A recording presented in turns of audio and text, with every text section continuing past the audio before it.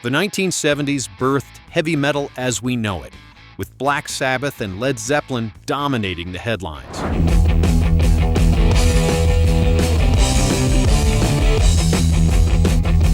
But dozens of equally heavy bands recorded groundbreaking albums that vanished into obscurity.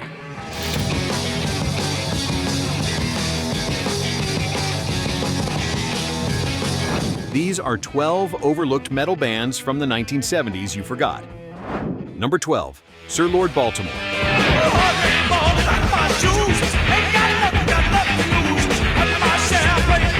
Cream magazine called their sound the first true heavy metal, yet most fans have never heard of them.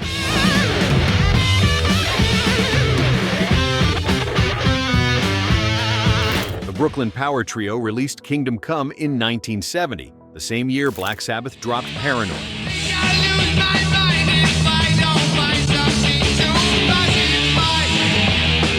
Music critic Mike Saunders used the term heavy metal in print to describe their raw, distorted assault, one of the earliest documented uses of the phrase in music criticism.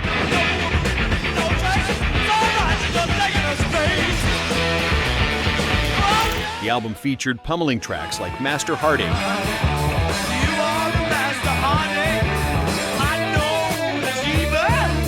and Lady of Fire.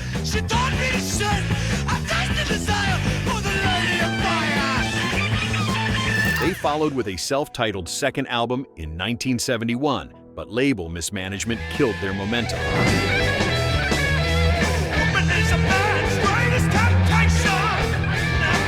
The band dissolved after 2 albums, and drummer John Garner passed away in 2015.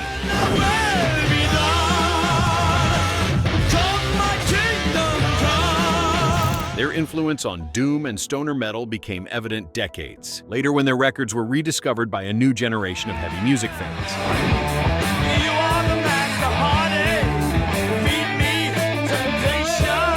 Number 11, Necromandus.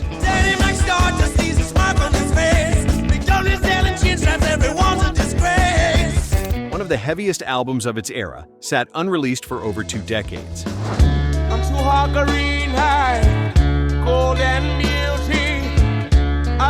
The British band from Cumbria cut Orexis of Death in early 1973 at Morgan Studios, produced and managed by Black Sabbath guitarist Tony Iommi. That she was foul with pale blood skin. The album featured crushing riffs and occult themes that made Sabbath sound commercial.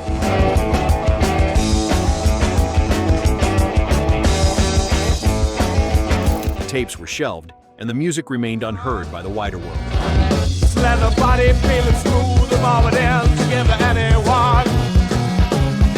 The album finally surfaced in 1999 through audio archives, stunning the metal community.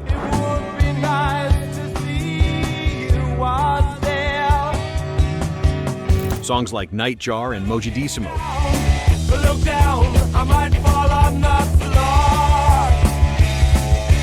showcased a proto-doom sound that predated Candlemass and Cathedral by over a decade.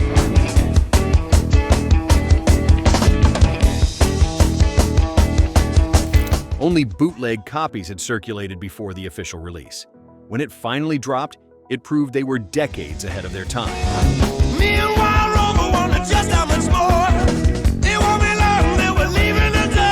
Number 10, Bang.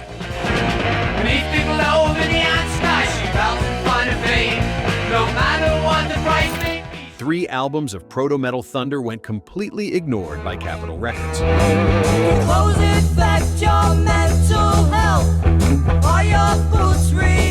Philadelphia Trio featuring Frank Ferrara, Frank Gilkin, and Tony Diorio released their self-titled debut in 1972.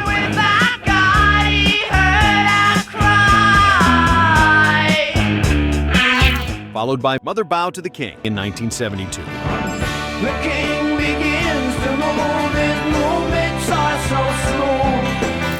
Then Music in 1973. It's not what it seems when fast gliding. It's not a 4th album, Death of a Country, was recorded in 1971 but shelved by Capitol and not released until 2004.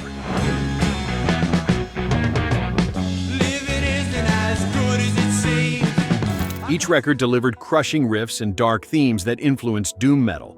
Capitol gave them virtually no promotion. The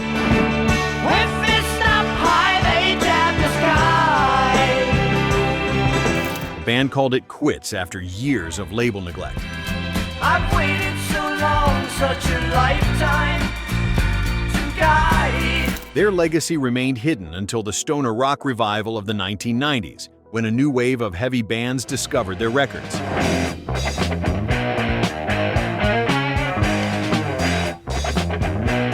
Tracks like Lions Christians became cult classics. We're headed to the bloodstained grounds.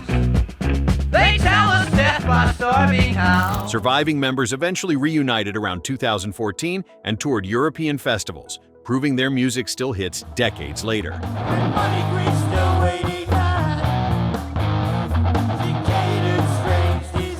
Number 9. Dust.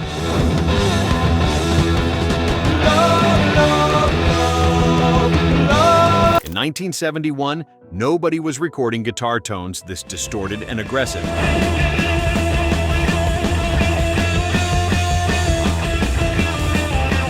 The New York trio of guitarist Richie Wise, bassist Kenny Aronson, and drummer Mark Bell, who later became famous as Marky Ramone, released 2 albums of proto-metal mayhem on Kama Sutra Records.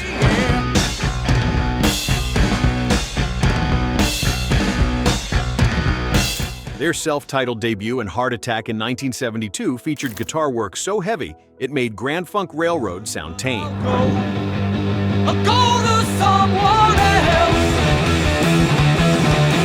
Commercial radio had no idea what to do with them. The albums sold poorly, and the band vanished after 2 releases.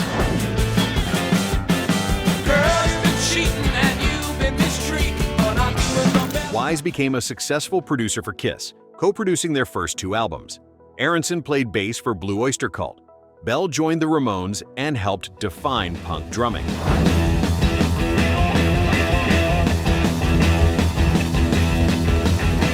Three careers launched from 2 forgotten albums.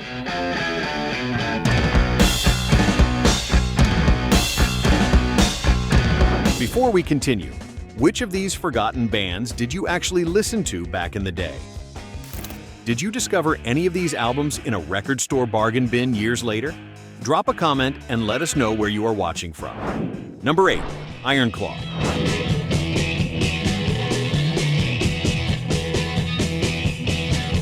The band from Dumfries, Scotland recorded heavy material throughout the early 1970s, but never managed to release a proper album during the decade.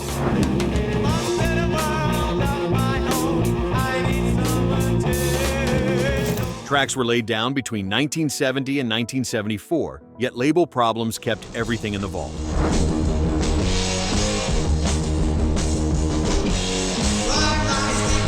The recordings did not see an official release until a Rockadrome remaster appeared in 2009, by which time decades had passed.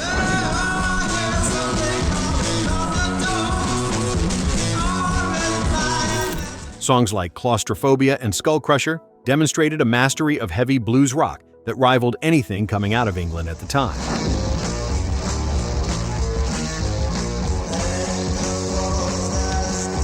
When collectors finally heard the material, they recognized Iron Claw as forerunners of the new wave of British heavy metal, even though they predated it by several years.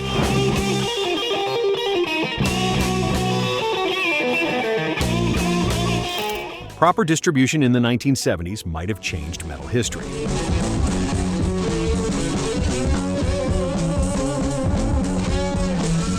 Number 7. Lucifer's Friend.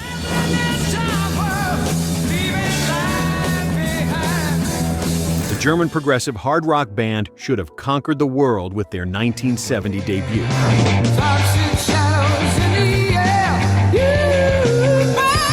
Instead, they remained virtually unknown outside Central Europe, despite releasing 6 studio albums through the decade.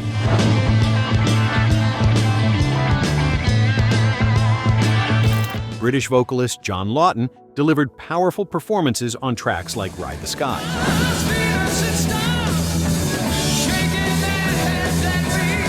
The self-titled first album mixed heavy riffs with progressive structures that predated Rainbow and Uriah Heep.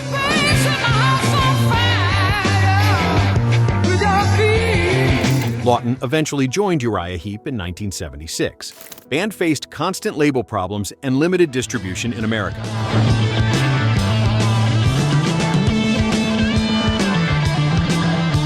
Albums like I'm Just a Rock and Roll Singer in 1973 and Banquet in 1974 showcased incredible musicianship.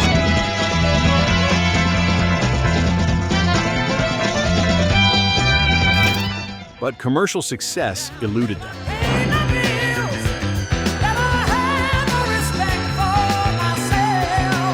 They deserved stadium tours. They played clubs instead.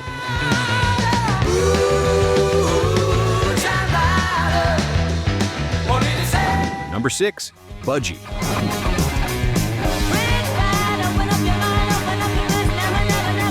Metallica covered Bread Fan.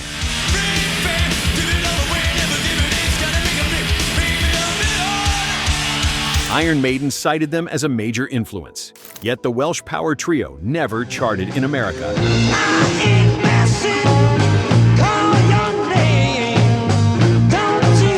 And remain criminally underrated despite releasing 7 studio albums during the 1970s and 10 overall through 1982.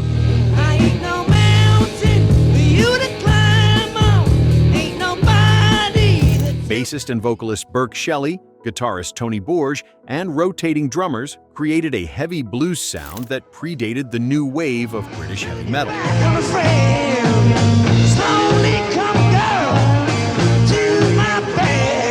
Albums like Never Turn Your Back on a Friend in 1973 featured complex arrangements and crushing riffs.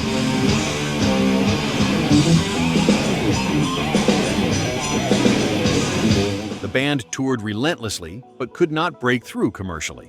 Tracks like Crash Course and Brain Surgery became underground classics.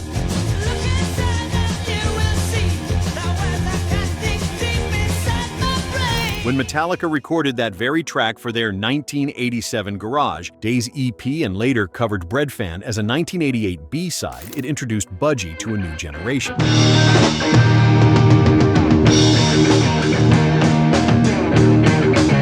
But by then, the classic lineup had dissolved. They were metal pioneers denied their throne.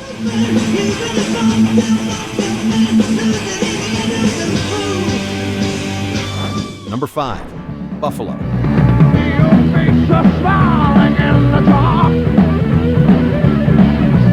Before breaking through internationally, they were building a devoted following in Australia.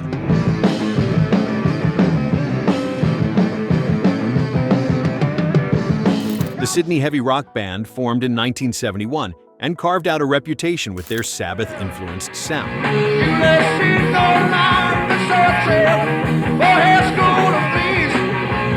Vocalist Dave Tice led them through albums including the crushing Volcanic Rock in 1973 and Dead Forever in 1972.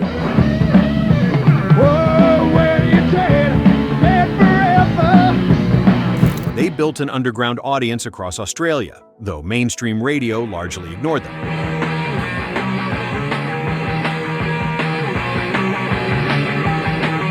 American and British audiences never heard them.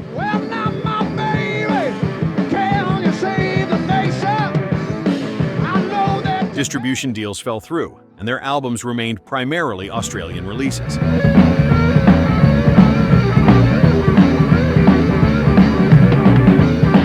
By early 1977, frustration had set in.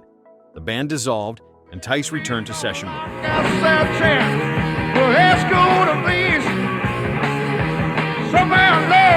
Decades later, metal historians recognized Buffalo as one of Australia's earliest and heaviest rock bands.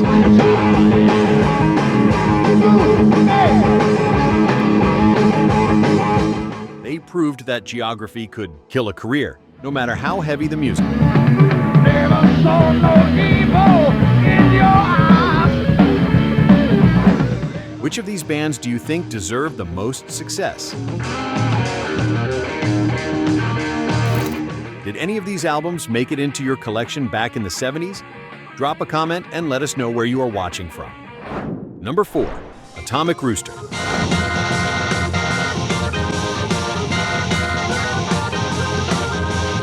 Devil's Answer hit number 4 on the UK charts in 1971, Yet the band behind it remains largely forgotten. People are looking, but they don't know what to do. It's the time of the reason for the people like. Keyboardist Vincent Crane formed Atomic Rooster after leaving the crazy world of Arthur Brown, recruiting guitarist John Ducan and drummer Paul Hammond.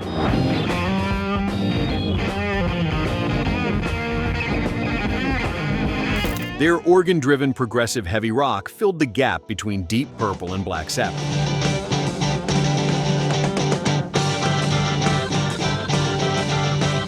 Tomorrow Night also charted, reaching number 11 in the UK.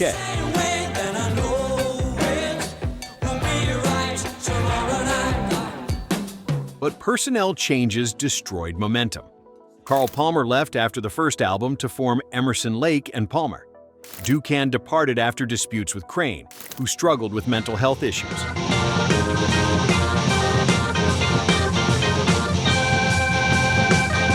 By 1974, the classic lineup was gone. Crane tragically took his own life in February 1989. Their influence on progressive heavy rock lives on, but mainstream recognition never arrived.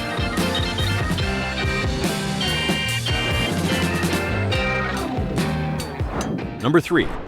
Cactus.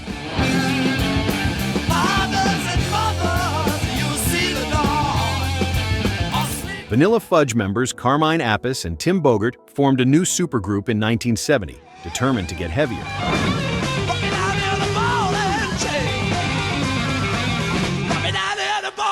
They recruited guitarist Jim McCarty from Mitch Ryder's Detroit Wheels and vocalist Rusty Day from Ted Nugent's Amboy Dukes.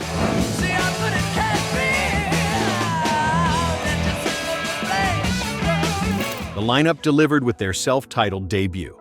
One Way or Another followed in 1971, then Restrictions, and finally Hot and Sweaty in 1972.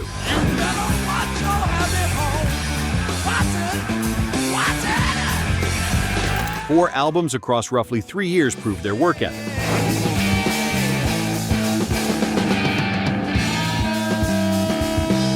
But commercial success never matched their pedigree. Radio ignored them, and fans still associated Appice and Bogert with Vanilla Fudge.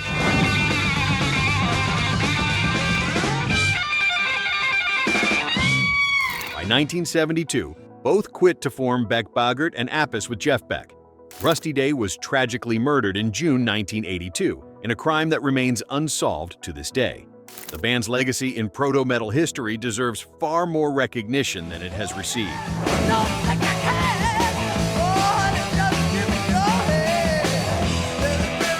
Number 2. Captain Beyond.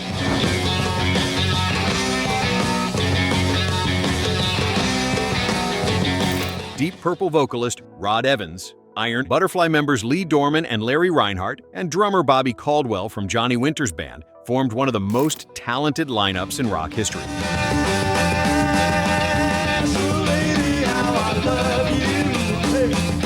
The supergroup released their self-titled debut in 1972, delivering progressive heavy rock that mixed psychedelia with proto-metal fury.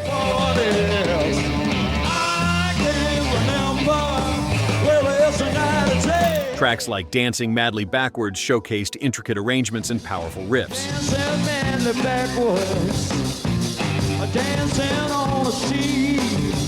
Sufficiently Breathless followed in 1973. Critics loved them, fans ignored them. I'm so lost in this confusion. I got to feel it growing now. Despite the pedigree, commercial success never materialized. Radio found them too progressive for hard rock stations. I just remember underneath you, just to see you there. Evans left after the second album, and the band dissolved. When progressive metal exploded in the 1980s, Captain Beyond was recognized as a forerunner.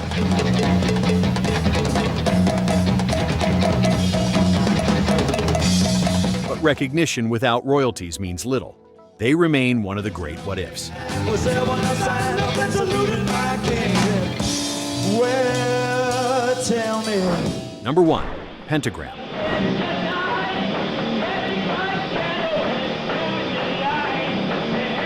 Bobby Liebling formed the band in the early 1970s in Virginia and spent the entire decade recording songs that no label would release as a full album. I want a few to reach my Dozens of tracks were cut for various record companies throughout the 70s, showcasing a doom metal sound that predated the genre itself.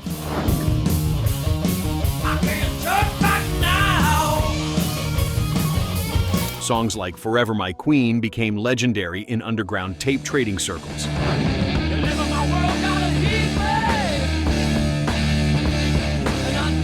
But an official full-length album would not appear until their self-titled debut finally dropped in 1985.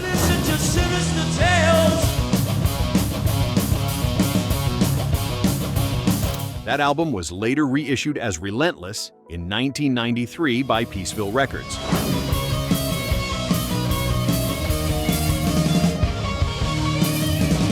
Over a decade had passed since the music was written. Liebling's struggles with addiction kept the band in perpetual chaos.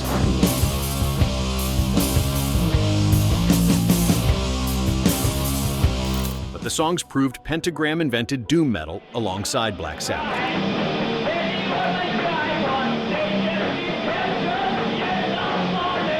When the documentary Last Days Here premiered at SXSW in 2011, it revealed Liebling's story and introduced the band to a new generation.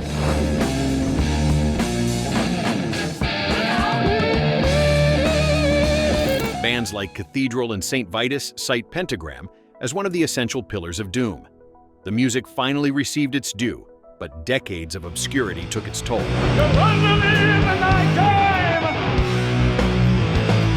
book appears in